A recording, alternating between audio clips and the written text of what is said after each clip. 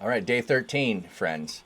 We are going to be in the Gospel of John today. So, John, starting right away in verse 1, and we will go through verse 10. Very truly I tell you, Pharisees, anyone who does not enter the sheep pen by the gate, but climbs in by some other way, is a thief and a robber. The one who enters by the gate is the shepherd of the sheep. The gatekeeper opens the gate to him, and the sheep listen to his voice. He calls his own sheep by name, and he leads them out. When he has brought out his own, he goes on ahead of them, and his sheep follow him because they know his voice. But they will never follow a stranger. In fact, they will run away from him because they do not recognize the stranger's voice.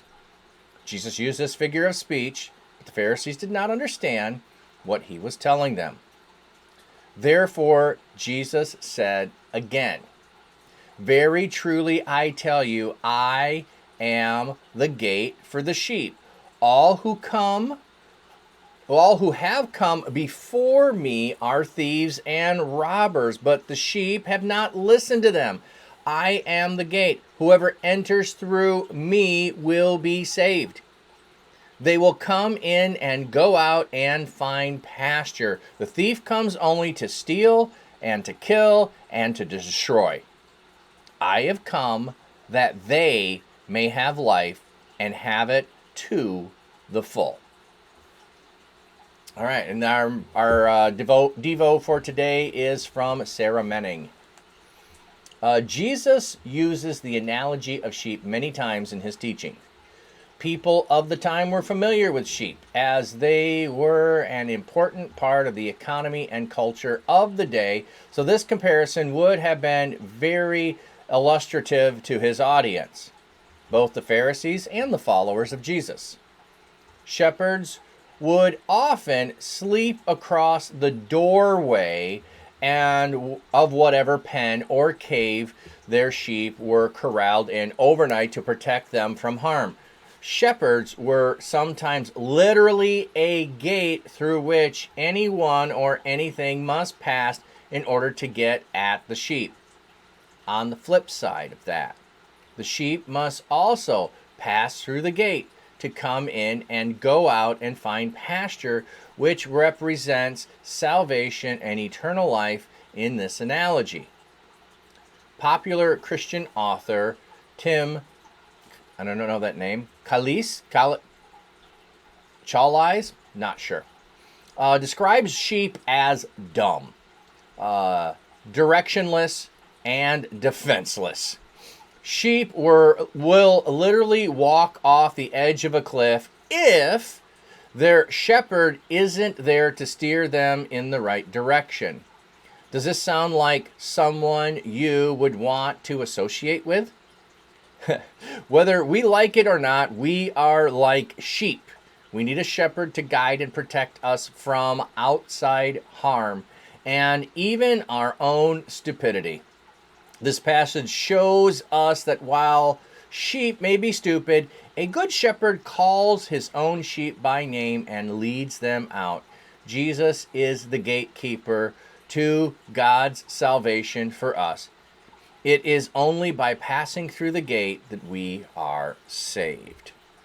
Yeah, I've heard people talk about in the Middle East, in Israel, in that area, there's like what's called wadis. Think of it as a big ravine or a gully, depending on region of the country where you're at. Those might make sense to you, or what country you're in.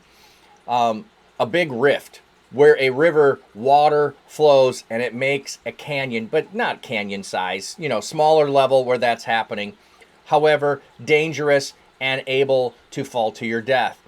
Where in fog conditions, in darkness, if a sheep heard their shepherd on the other side, and there's reports of this happening, they'll walk off the cliff, just like she was saying. They will walk off to their death if they hear on the other side of a canyon the voice of their shepherd, which has been known to happen. Or here, when there's no voice to listen to, they could wander off just on their own and fall to their death.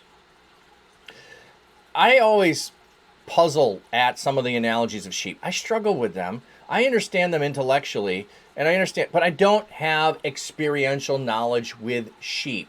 I can go pet sheep. I can go see sheep, but I've never spent a lifetime with sheep or even days or months with them.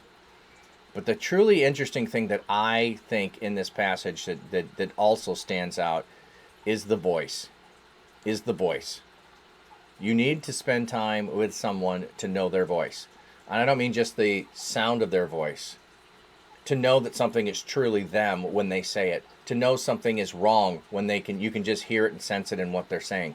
So Jesus is the shepherd who knows when something's off. When someone says, "How are you today?" and you say, "I'm fine." And you go, "Yeah, I know you're not." Or like I say often, "I'm blessed." But then you might suspect, yeah, that wasn't quite as enthusiastic as you usually say, "I'm blessed." You had to think about it for a minute. Are you really doing okay? That's our shepherd. That's Jesus. He's there for you when you need him at the gate. Listen to his voice.